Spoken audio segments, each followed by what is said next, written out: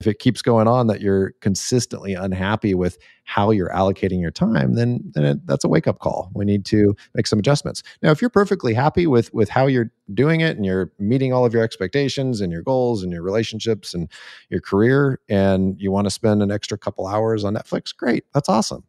It might be a good use of time, and it might be healthy, actually. But I think we need to be really honest with ourselves. Were we proud of where that time was spent? Because that's something that you don't get back.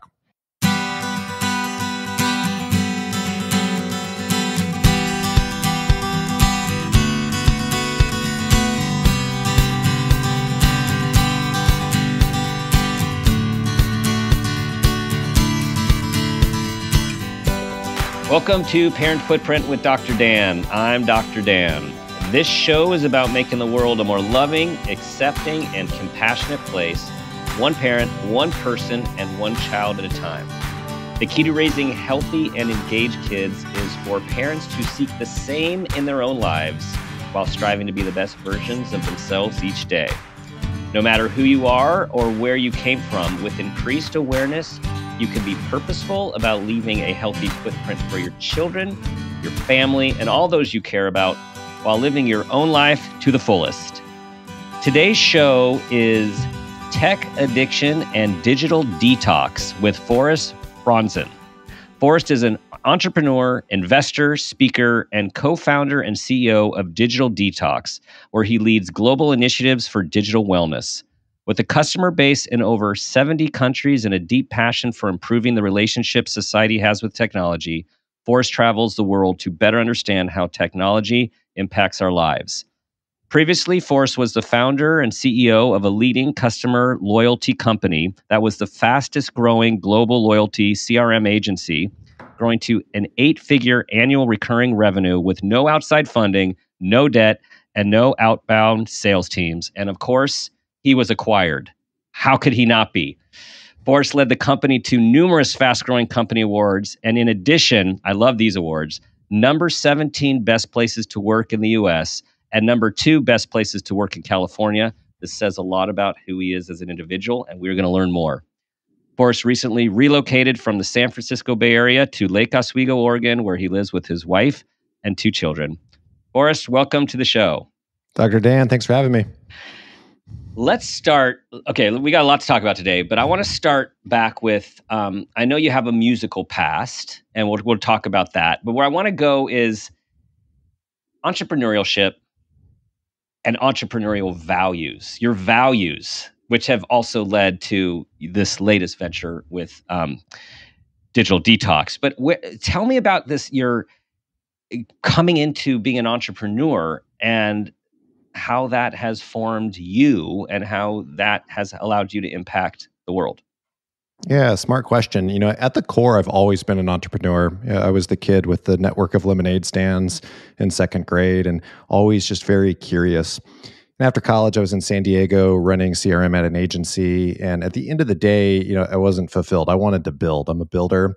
And, my main passion is company culture. When I started my last agency, we happened to be good at CRM and loyalty, but the main goal was, can we create an internal community of employees and teammates that loved what we did, added value to the community, to our clients, and that was the goal. We just happened to be good at digital marketing. So I think at the root in anything I do, it's how can we build communities and how can we build culture. It's obviously very different now with Digital Detox, and we recently launched Camplight, which we could talk about. Right. But as a core, as an entrepreneur, my values is culture internally and externally, and how can we add value with integrity while also having fun along the way. That keyword with value with integrity, and I'm very fond of the word and idea of integrity. And those of us outside of the corporate world and outside of the startup world, looking in, it seems pretty intense, can be pretty cutthroat. And a lot of the business practices that one thinks about is not always built with integrity, like to get to the top, to survive. So how do you do that? Like, how do you lean into the integrity, the culture, while still having to have a bottom line? Yeah, I mean, sometimes you have to make tough decisions, and I think it depends on what that end goalpost is. My last agency, we didn't raise funding, so we didn't have VCs and angels that were kind of controlling the business. So that was a blessing for us. We had complete control over our destiny and how we wanted to operate. A lot Hmm. of other shops that grow so fast, they don't have that luxury. They have to answer, and I'm not saying that's a bad path of growth, but it's just a different direction. You Hmm. don't have full control over culture, and you have to make decisions to meet certain financial goals. With us, we were able to grow as slow as we wanted. And in some cases, that was a decision. We turned away clients because we weren't ready to scale. We didn't have the headcount. We were still figuring some things out. And so we'd create a wait list. And ultimately, that is a great talk track, right? We're Hmm. running a wait list. But I think to answer your question, yeah, it's making some of those tough decisions, putting people over profits. That's a cliche term, but it's real. And I think too many companies, large and small, they don't really put the calculus on how important it is to create that culture and keep employees happy. At the Hmm. end of the day, that impacts bottom line. And so if in the short term we have to maybe make a little bit less, maybe our EBITDA isn't as strong, long term that's going to pay huge dividends because you're going to just have this vibrant team. We Hmm. had, at time of exit, we were 100 full time and 1% attrition. So we lost like one person a year, which is just unheard of in the agency space and pretty much any Yes. industry. So Yes. that's real money right there. Not going through the hiring process, not interrupting and disrupting client processes, et cetera. Hmm. Love that. Love that. And it's in investing in people and the human potential. And and what we know is when people feel valued and believe in a cause and like working, all the good stuff ends up coming out. It's going through a different door. Yeah, no, and we created that, and we didn't even have this epic cause, right? Like we were providing value by helping clients grow with their digital marketing. We weren't saving the world, but we were still, creating jobs, and we were keeping people fulfilled and intellectually stimulated. Once we get to the next part of my career, digital Right. detox, that's much Right. more of the passion project and the global cause. But I think you could still add value without having a dramatic cause that's saving the world. Absolutely. Absolutely. Okay, as we work our way to digital detox, it starts with a friendship, and it starts with a long friendship, and a long friendship through music. So tell us a little bit about that. Yeah, I mean, we could go. You want the whole story of Dee Dee and Levi and I? Yeah, let's talk. Let's just talk about Levi, right? Like he's Yeah, such an important part of this.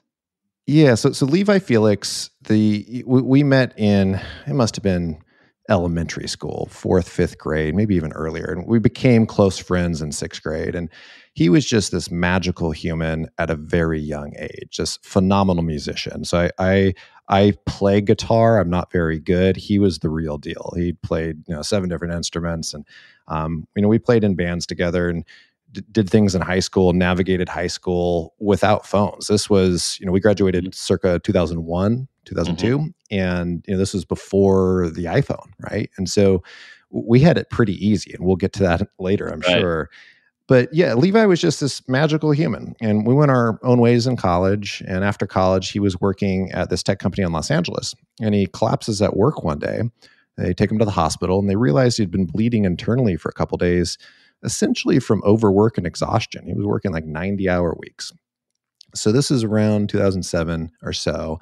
He kind of takes a step back and says, I don't want this for my life. This isn't right. Quits his job with the love of his life, Brooke, who also was one of our high school friends. They travel the world. They live in Cambodia for several years. And he comes back circa 2011 and says, I want to start this company called Digital Detox to help people be more mindful and have better presence and deal with technology, because I think tech's going to have this huge impact on our lives. This was 2011. This is before TikTok and Instagram as we know it. So Levi was Hmm. an absolute visionary. So he called me up, and at the time I was, starting and scaling my other company. So I wasn't involved in the early days operationally. I went to the very first event, most events. It was scaling into this beautiful company. They were doing summer camps for adults. I brought my company a couple years in a row. Hmm. He was speaking around the world. He had a major book deal, and he's in a meeting with his literary agent, and he goes blind and deaf. And they rush him to the hospital again. It's probably 10 years later. And they find a brain tumor, and he dies 7 months later at the age of 32 in 2017. And so it was just tragic. He was climbing. He was just at the peak and no end in sight, doing just such amazing work for the world. And then he died. And so the company went on hiatus for a few years, and I had sold my agency in 2018. And in 2020, there was an opportunity to take it over and do my best to continue his legacy. And that was 30 days before COVID hit. So a bad time to restart a live experience company, but here we are today. And here's the irony, I think, of technology with COVID is, and the company is not anti-technology. It's about being mindful of technology, because technology in many ways kept us all together through COVID. And yet, as we will discuss, technology definitely has some perilous aspects to it on our daily lives.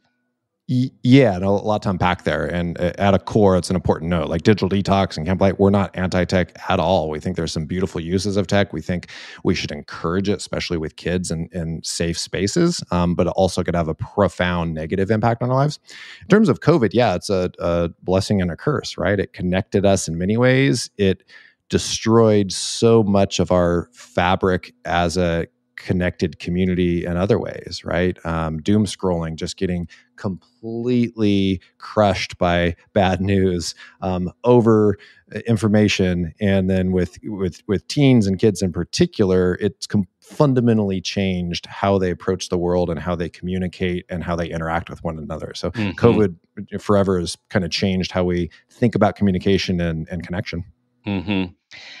And you guys have a deep and rich data set, and I'm just going to highlight a few as we saunter into this very important conversation here.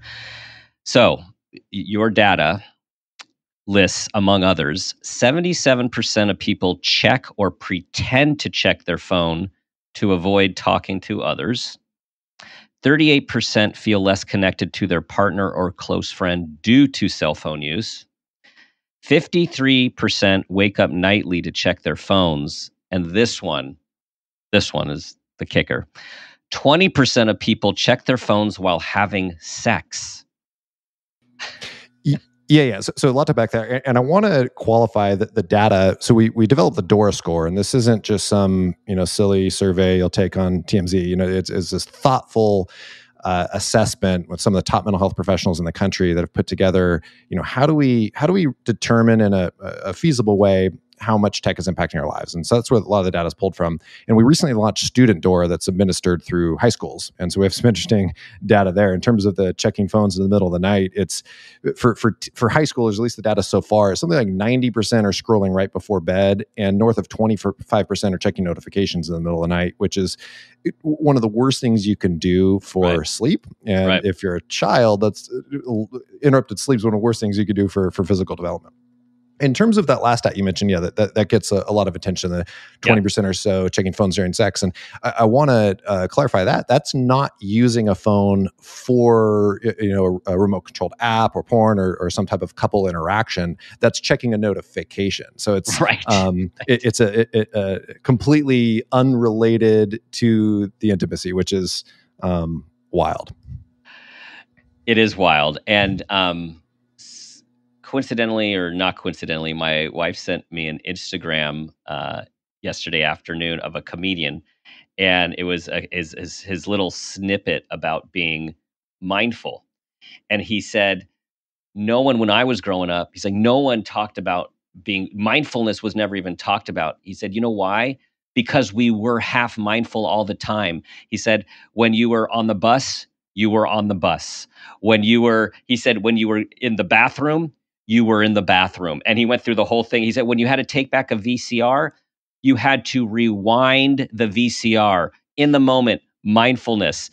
And, he said, I haven't done any of, it's been 10 years since I've been mindful. And it's just to this point about how much our life is changed by having these smartphones with us and these habitual responses that we have to them, and how they're set up to actually ping us all the time if we're not aware of how we can put some controls in place.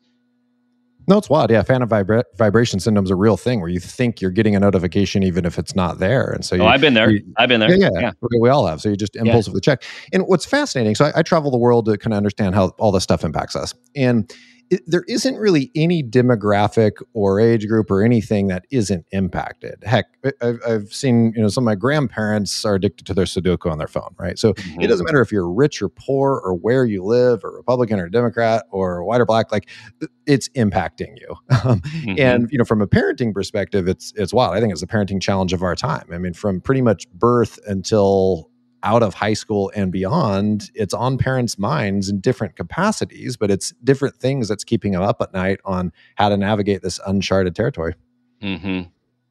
My wife and I feel blessed in the sense that smartphones didn't come to be until our kids were, probably end of middle school, maybe high school. And our kids even say like they are so grateful that they were just plucking away on their little flip phones with, like texting was just coming into it, and how that was such a protective variable. Of course, they still had to deal with all the stuff in high school and college, but it's like and your kids are on, 7 and 9 or ish, 8 and 10, yeah, 9 and 7, yeah, 9 and 7, right? So it's like right in the thick of it is, what do we do? Because every phone now is a computer, and everyone's, whether you're in the Bay Area or Lake Oswego, everyone's got them, right? All the kids got. I mean, some kids have them in kindergarten, right? So how do you do this? How do you manage this?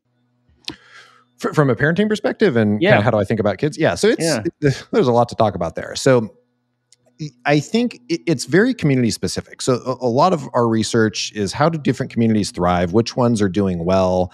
And you'll see that communities sometimes run in somewhat lockstep. There's always going to be some outliers, but you have communities, because think about it. Like if you have a child in San Francisco, it doesn't really matter what kids are doing in New York with phones. They don't interact. They're not part of your ecosystem on a day to day. And so parents kind of follow what other parents in the school are doing, but that's where it starts to snowball. And what we see is usually in first, second, third, fourth grade, there's the best of intention to ride this out and wait as long as possible for phones and social media. And maybe parents are aligned there, but then all it takes is one or two to start to break from a friend group, and then everyone kind of trickles down. Yep. I think in terms of like when to get a phone, so that's one of the most common questions we get is, what age should we get a phone? And I honestly don't think that's the best question to ask. It's so dependent on the individual child, on the family dynamic, on the school. What do they want the phone for? What are they going to use it for? It's impossible to get, and it's not an answer that people love, but it's an impossible answer to give. I can't give you a blanket answer of 10th grade or 9th grade is the best time to get a phone. What I can say is that all the data is showing the longer you can wait on social media in particular, the better for development and mental health. There hasn't been one study that's shown early onset of social media access has a positive benefit. Unfortunately, countless studies and clinical experience and parental experience, the increase of anxiety, depression, self-harm, substance abuse, low self-esteem, eating disorders, name it, due to increased social media use would you say it's pretty factual now? Like this isn't anything we need to question anymore? Yeah, absolutely. What I would say, though, is that doesn't mean that every child that has access to social media is going to be depressed and developmentally held back. Not at all. There's some very healthy ways to leverage social media, but on average, that's absolutely correct. I think a lot of it comes down to how parents are introducing and educating, and unfortunately, again, there's no roadmap for it. So it's again back to the age. A lot of parents will say, okay, we're going to wait till 9th grade. There's nothing developmentally magical about 9th grade versus 8th grade, for one, and then two, a lot of parents feel like if they wait long enough and then they just give them free reign, that's okay. No. I would actually rather have someone get access to whether it's a phone or social media in 7th grade with a lot of coaching and education than 9th grade with zero oversight and discussion. So, okay. So what are you guys, you talked about Dora. Let's talk a little bit more about Dora, because this is a way that you are a systematic approach for people and communities to assess technology health. Yeah, no, absolutely. It's a mathematical measure of how it's impacting. And we're starting to get a large data set around the world where now we could start finding trends, and we're going to have some reports, hopefully sooner rather than later, on some of those geographical trends. So that's sort of the technical solution. The Camp Light's a brand that we launched 2 months ago that's specifically for parenting. And I'm not plugging Camp Light there. It's a passion project where we want to help parents navigate raising kids with tech. So that's a private community for parents to deal with all of these questions: AI, screen time, porn, chat GPT, when to get a phone, etc. But yeah, in terms of Dora, what we found from some of our in focus groups afterwards is people feel better after taking it just from the questions. They start recognizing, oh wow, I am checking my phone at a stoplight. I am waking up in the middle of the night. I probably shouldn't do that. Maybe I should focus on some of that habit change. The challenge, though, is, as you know, effectively changing and improving habits is very, very difficult, right? It takes a lot of work, a lot of focus, and most people don't have the tools to change those habits, even if they want to. But at least being aware is a good first step, and the intent is a great first step as well. I imagine the Dora scores are something that people can revisit, right? Like you take it, you get a baseline, and then you have a new awareness, you try some new things, you go back and you see, and it's actually, I just really like this idea of quantifying the use as a way towards digital wellness. No, and that's the vision of it. And the Dora score is built on a scale of 0 to 120. There's multiple different kind of risk levels. And no matter where you're at, there's always room to improve. There's no one that's going to score a 0. It's impossible nearly. But even if you're a green 12, there's still things you could do to improve. So that it's a very positive approach to. We're not trying to show you, oh my goodness, you're doing horrible. You're struggling. No, it's more so, here's kind of where you're at relative to the population. Here's what that risk level looks like based on your behaviors. So now let's kind of take some steps to improve that. Can we get that score down 5 points? Can we get it down 15 points? And to your point, yeah, some folks are taking it monthly, some are taking it quarterly. It hasn't even been live a full 12 months yet. So our vision's kind of more once to twice a year, and you could get a good pulse check of where you're at and how some of those habit changes are actually improving. Nice. And as you found, students care. Some more of your research has found. I was heartened by this. Was 63% of students want digital resources at school. 60% feel that social media negatively impacts their self-esteem, and 73% are concerned about their safety online. And you guys are now rolling out your programs with schools to help with this issue.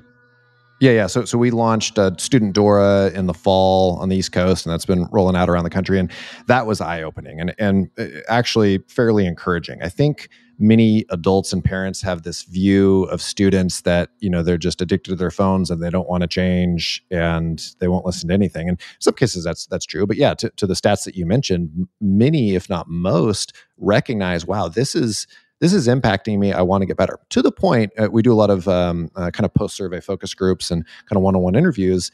Many even go as far as saying, I wish my parents would have waited longer to give this to me because I feel like a different person now. And it's heartbreaking. It's heartbreaking. Yeah. And once you're at that point, though, it's very difficult to backtrack, especially if your whole social circle isn't backtracking. So it's a tricky spot we're at in history where teens are, the data is recognizing how much of an impact it has on teens. Teens are also recognizing how much of an impact, but taking that next step of actually improving is tricky. The one thing that does get through, and I speak around the country quite a bit to students, is when we kind of extrapolate how many years of their life they're going to spend on their phone here, just based on normalized data. You spend 5 hours a day on social media, that's going to equate to 12 effective years over the next 20.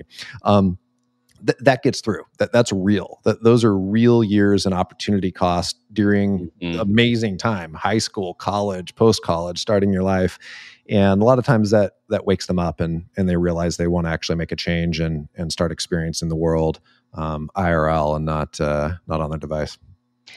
As you go around the country and the world, are you like, are you seeing this acceptance, this awareness versus how much pushback do you get from this conversation?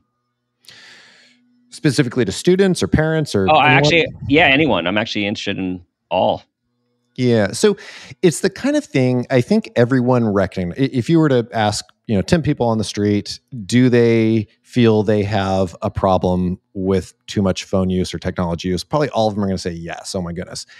The ones that actually are going to put effort into improving, that's much less, right? And many may say, and one of the questions on Dora is, how motivated are you to improve? And that's overwhelming. It's something like 80% are at least somewhat motivated, and I think it's north of 50% or 40% are extremely or very motivated. Those are big numbers. It's so hard to actually make change, though. And so, yeah, to Mhm. answer your question, we work a lot with parents as well, and that's another thing. A lot of parents just they give up. It's so Mhm. overwhelming, the pressure that they have, and they have so much else going on in their life, whether it's work or other responsibilities, and they give up. And so, yeah, some days I'm optimistic, and some days I'm not, to be honest, Mhm. just because there's so much coming at you. What's interesting, though, is when we look at other things in history, when you look at seatbelts in cars, that took decades for car manufacturers to implement seatbelts to save lives. Look at smoking and tobacco. I think it took California and most states 100 years to increase the Mm. age of smoking laws. Here in the big scheme of things, we're moving very quick. Right. We're, 10, 15 years in on modern social media. Let's not count Facebook in the early days. We're, Mhm. 10, 15 years on the iPhone that as we know it. And we already have, most states suing big tech. We have the Surgeon General declaring Right. harms on children. So we're making very fast progress. So that leaves me optimistic. And I think, I don't know what the future is going to have in regards to regulation and legislation, but I think Mhm. we're going to see in the next 2, 3, 4 years some interesting things. There's already states that are implementing parental consent laws. We'll see how they execute on those. There's a lot going on, and I Mhm. think a lot's going to unfold in the coming years. That's a helpful perspective to think about it in the 20,000-foot view, in the perspective of time and our culture and human change, right? So everything is happening faster now with our technology. So it makes sense that it's going at a faster pace, even if for many of us it's like, when is this going to stop? But so the progress is heartening. The progress is heartening. I think two interesting points, though. One, be careful what you wish for. And the example I use, when I was growing up, we didn't have cell phones, but I would talk on the actual phone with, whether it's a girlfriend or friend, for hours and Right. hours. And my parents would complain for us, like, why are you spending so much time on the phone? Like, get out and experience the world. Parents would give a lot of money or their left arm now to have their kids actually talk on the phone, right? Right. That doesn't happen anymore. You're not actually talking. And so, careful what you wish for. We know this is bad. We don't know what's coming next. Right. Right. Right. Oh man. Okay. Well, yeah, we're going to talk about AI in a moment because that's here. That's this next iteration.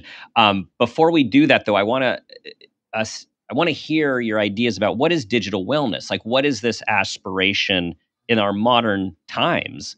Like, what is digital wellness? Yeah, that's a complicated answer, and Yeah. I want to get to that. But one other point, though, I think, and we've talked a lot about sort of the negative.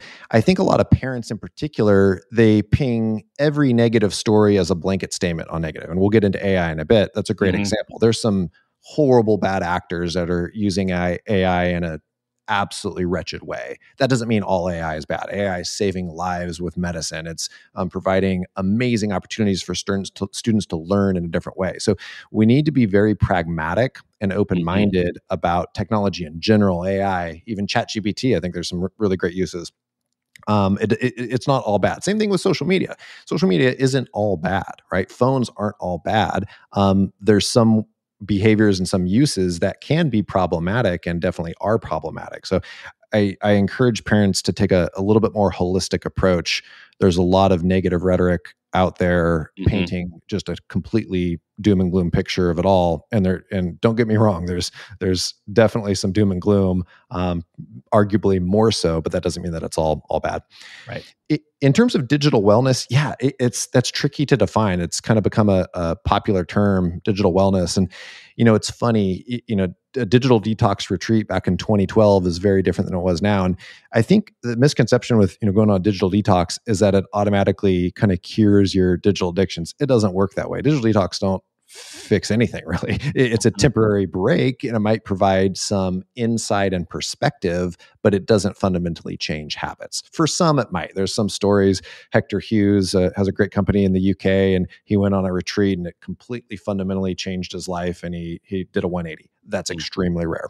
Mm-hmm. For most of us, it's would be the equivalent of you have a very stressful work life. You go on a 7-day vacation to Hawaii. It's great, but you come back to that work life. Same thing with the digital detox. You need to be very mindful about how do you want to change habits and how do you want to improve. So when I think of digital wellness, it's about finding that balance. How can we use tech in a smart and healthy way in the household, personally, in ways that enhance our life, but then just being extremely mindful about how it's impacting you personally, how it's impacting your relationships, and nipping those as quick as possible. So ultimately finding balance. Mm-hmm. So as I'm hearing you, I think about wellness in general, and in terms of all the other categories. What is your sleep wellness? What is your exercise wellness? Right? What is Sure. your It's all about how do we be aware of what these different aspects of our lives, how we need to be, how we can be consumed by them, and trying to find balance when we ask ourselves these questions, like, is this good for me? Is this too much? Is this not enough? So I see it then as a constant conversation and self-assessment. Yeah, and that was one of the reasons that we launched Dora, to give you Yep. a more mathematical assessment of where you're at. But yeah, it's a lot of self-talk. One thing we encourage parents, kids, anyone to do is, at the end of the day, when you go into bed, just ask yourself, was I proud of how I spent my time today? In terms of how much time I spent on the phone, how much time I spent with my relationships, with work, with exercise, whatever it was, and just do that assessment daily. And if you weren't happy with how you allocate, you only have a certain amount of waking hours. If you weren't happy with how you allocated that portfolio of time, you need to be honest with yourself. How can you improve that the next day? Ask yourself the next day. And if it keeps going on that you're consistently unhappy with how you're allocating your time, then that's a wake up call. We need to make some adjustments. Now, if you're perfectly happy with how you're doing it, and you're meeting all of your expectations and your goals and your relationships and your career, and you want to spend an extra couple hours on Netflix, great. That's awesome. It might be a good use of time, and it might be healthy, actually. Right. But I think we need to be really honest with ourselves. Were we proud of where that time was spent? Because that's something that you don't get back. As I'm listening to, this is a very subjective thing, and it's a very personal thing, right? And that's why you're like, you can't give an age. Like, there's not a lot of black and white in this. I mean, we know that some things, as you said, like, the later we hold off with our kids on social media, the better. But a lot of this is very gray, and it causes us to have to grapple with a lot of, it's mucky, right? There's no right or wrong. It's not that clear. It's not that clear at all. Yeah. I Yeah. mean, there's some things that are clear. We know that, prefrontal cortex doesn't develop until, early 20s for most individuals. And so, kids don't have the ability to kind of self-regulate and discipline, that time. We know that. That's pretty objective. We do know, we're starting to see a lot of data in terms of kind of neurotransmitters and the neurological impacts of excessive screen time. We also know that, compared to the games of the 90s, the video games now are just built with abilities to hijack your brain, and with gamification, and with grinding mechanics to make it that much more addictive. We know that. That's a fact. There's a lot that we don't know, though. So it's a very subjective game, and it's very individual, and even more so for kids, in terms of their personality and their overall environment. But one thing, we talk about with parents, they often come to us, complaining or coming with a situation with their kid. You need to look at yourself first, because more Yeah. often than not, we'll see a parent that's, oh my goodness, my son's always on his phone at the dinner table and he won't connect with us. Okay, well, how are your behaviors? Are you present when you're with them, or do you have are you checking notifications during dinner? And I mean, 90% of the time, the parents are having some of the bigger issues, and they need to work on themselves first.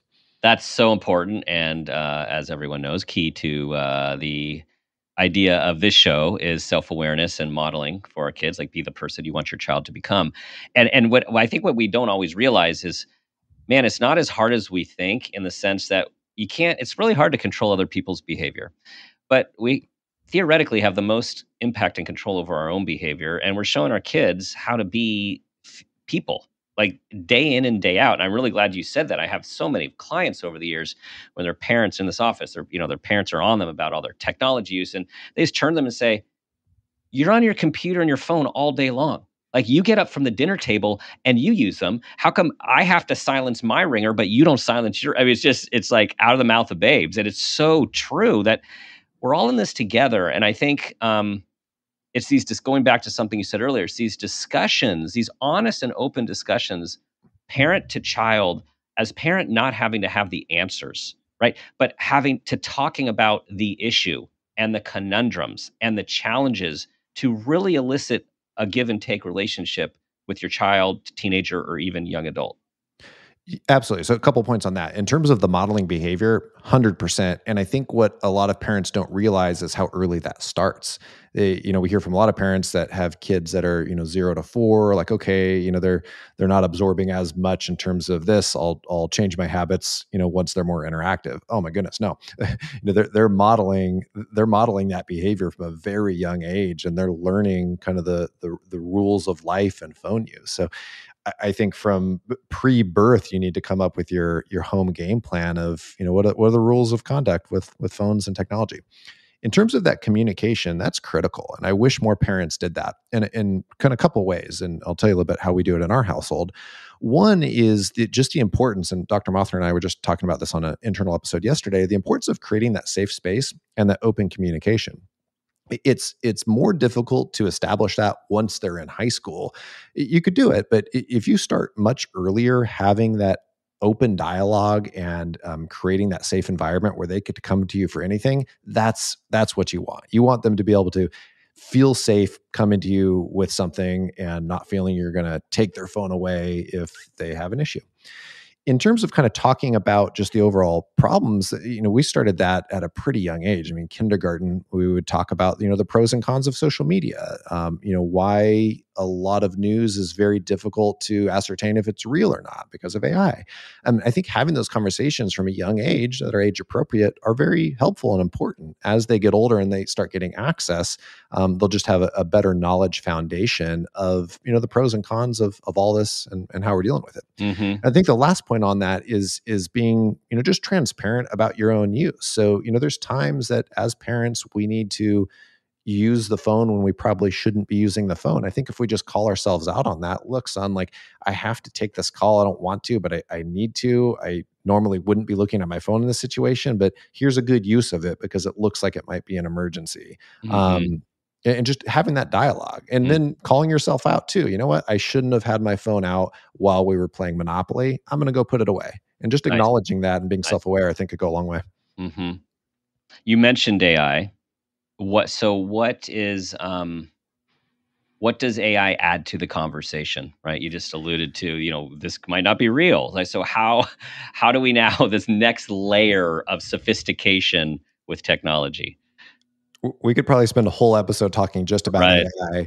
And, the funny thing with AI and machine learning, it's not new to 2023, right? I mean, it's been around a long time in various forms. It's become more popularized and it's used in a much more prolific way, but it's not new. I think where it gets complicated, I don't know where to start. So if we get into fake news and deep fakes, that's fascinating. And that's hard for adults to understand what they're looking at and if it's real, and expecting kids to do that. That's crazy. I don't know how they do that. In terms of things like ChatGPT, a lot of the schools that we work with hundreds of high schools around the country. In early 2023, that was kind of a big question. 2022, 2023, how do we deal with kids using ChatGPT? Should we block it? Should we do this overall ban? It's like, well, let's take a step back. We don't know enough about it yet. Let's kind of explore. I think we need to have the healthy conversation. Are there healthy uses of it? Are there ways that it can enhance our life without, ultimately not teaching writing fundamentals, essentially? AI, yeah, it's a mixed bag. I think it was New York or Boston just launched these AI police robots that are going around the subway with 400 cameras. RoboCop is Yeah, yeah, here. Yeah. exactly. Yeah. So it's and we don't know where that's going to go, if that's going to be effective or not. So I think my message is I wouldn't blanket AI as bad or good. It's both bad and good. There's some great uses and Hmm. there's some really bad uses. So Hmm. it's a mixed bag and it's complicated. Ultimately though, it's not going anywhere. It's not like Hmm. magically AI is going to disappear tomorrow. And so I think the challenge many parents have is they try to just pretend that it doesn't exist. They try to completely block it out and resist. When in reality, let's figure out how can we embrace it in a smart way, and Hmm. what are kind of the ground rules for how we're going to have it impact our life and our household. Hmm. Addiction.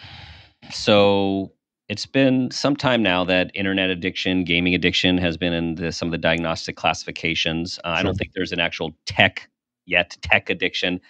I'm wondering what you guys are seeing about this is a continuum, right? Like this is a continuum of use, abuse, addiction.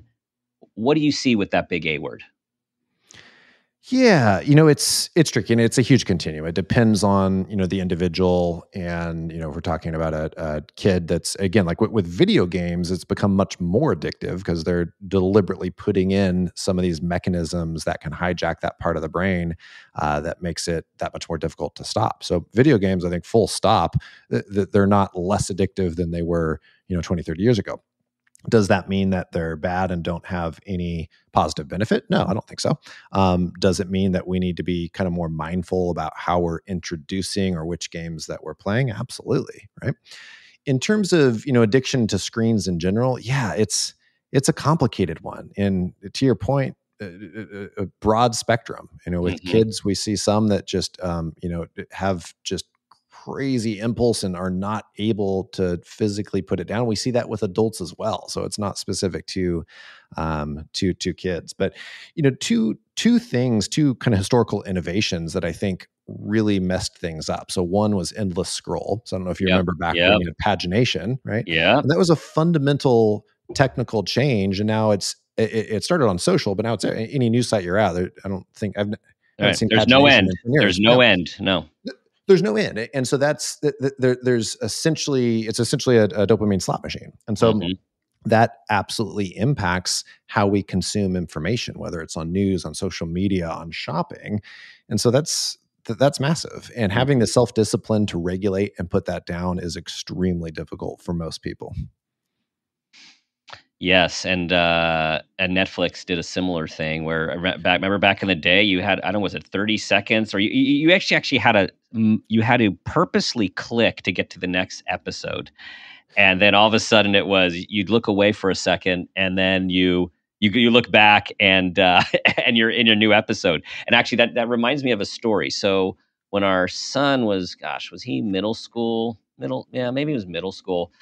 Um, he was getting really into some of these shows, and gosh, I can't remember. I'm blanking. The show on an island. It went on Yeah, forever. yeah. Uh, Survivor.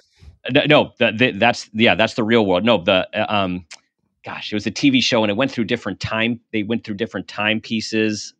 They land on an island, they crash. Oh my god, I'm blanking on the show. Anyways, it was designed, the end of every show, it leaves you hanging and you have to watch the next show.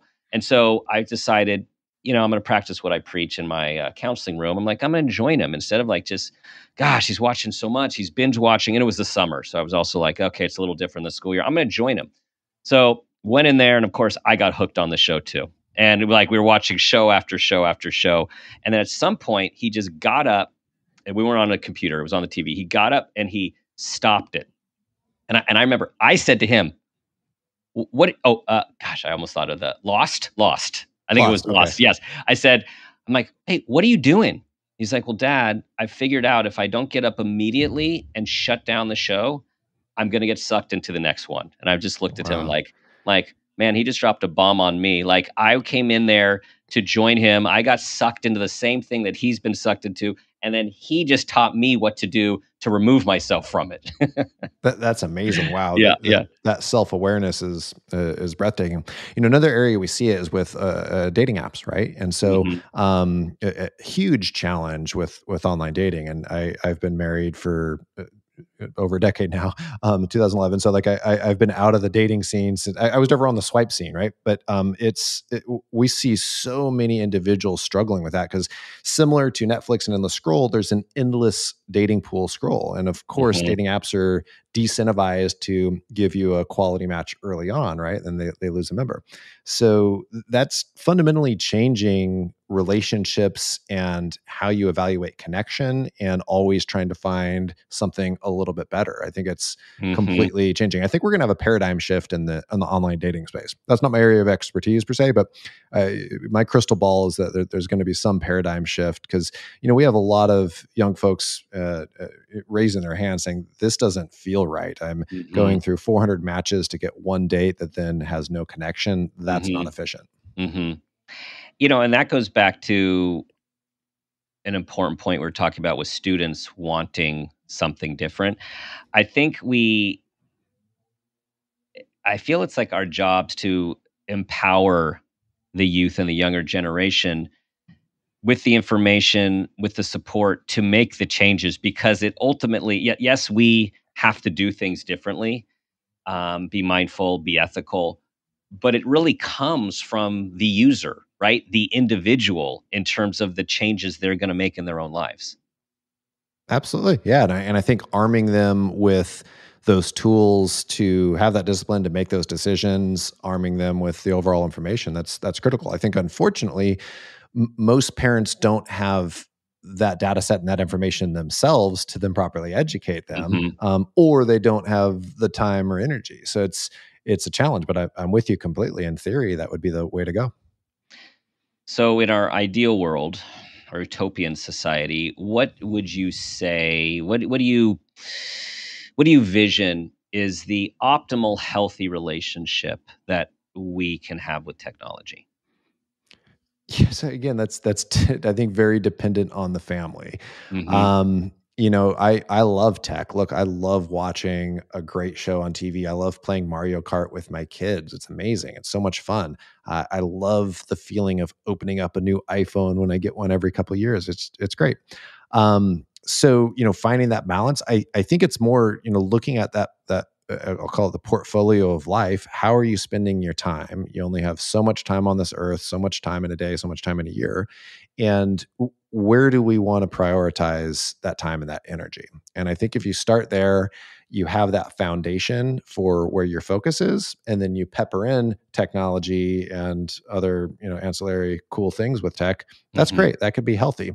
Whereas if you're focusing it where your core portfolio, your core holding is tech and getting consumed by this, and you're not making time for some of these other amazing beautiful things in life, that's Hmm. probably less healthy. But Hmm. back to your point earlier, it's a very individual assessment.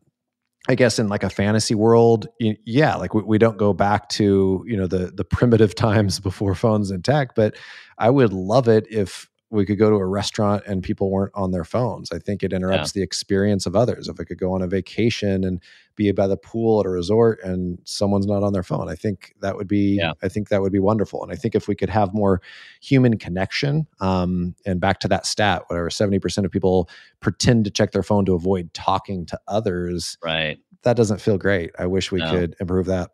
Yeah. Okay, in terms of your let's help parents here. So you have launched a new program. You mentioned it earlier, Camp Light. So tell everyone just a little bit more about how Camp Light supports parents who are on this path. Yeah, so it's interesting how Camp Light came about. With all of our world travels and studies with digital detox and working with thousands of people, we realize, and all of us are parents as well, this is something impacting every single parent, and it starts from age zero: screen time, ed tech, learning apps. The list goes on.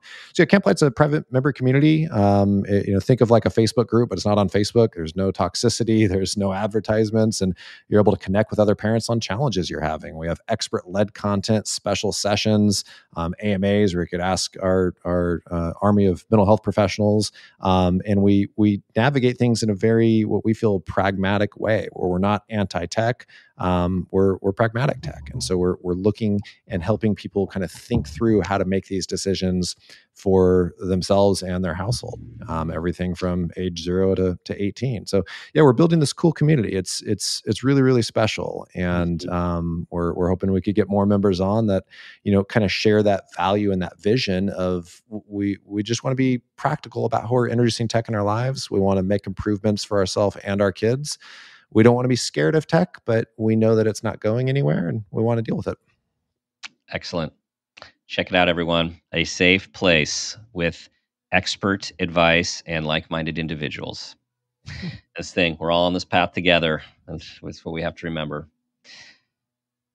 Okay, Forrest, it's time for the parent footprint moment question. Are you ready? I'll do my best. Okay, here we go.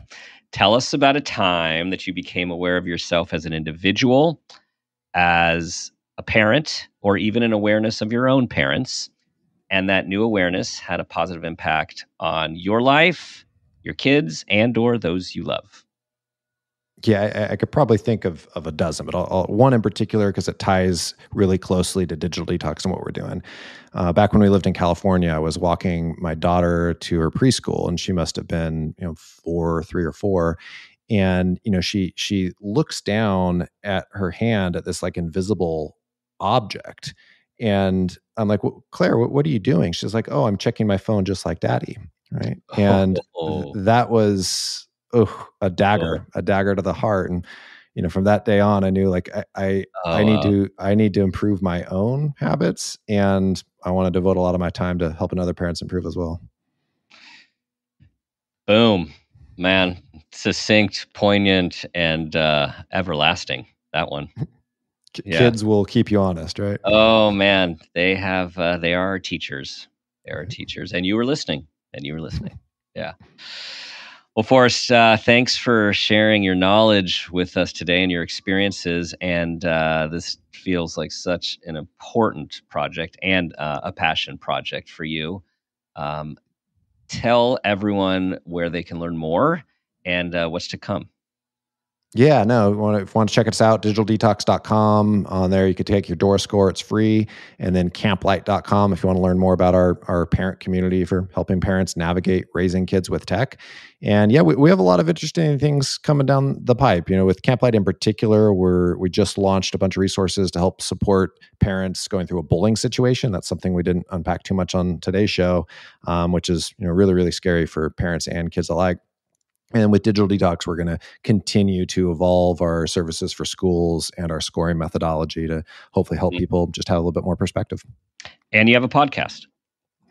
Yeah, the Tech Reset podcast we launched. Oh my goodness, has it been 3 or 4 months? So it's fairly new, but we take this approach of bringing on guests from around the world, from different walks of life, talking about different things related to how technology is impacting them. So check out the Tech Reset. We're having a lot of fun with it and learning the podcast hosting game. Nice. And I did listen to the recent one with the dopamine. So you guys check that out. Very fascinating information about how our dopamine is designed to be released by these platforms. And they do a really good job of it. Yeah, they do. Yes. All right, everyone. Thanks for listening. This is a topic that impacts all of us. So I know you have many people you're thinking about to share this information with, both about Digital Detox, the show, Camplight, Camp Unplugged. There's so many resources through this organization, and Forrest is a ton of knowledge, and we just scratched the surface. So check out the podcast too for more. Thank you for listening. Thank you for being a part of our community. We so appreciate your 5-star reviews. They really do make a difference. You know what I'm going to ask you to do? Try to be that person you want your child to become, and ask yourself that guiding question: what footprint do you want to leave?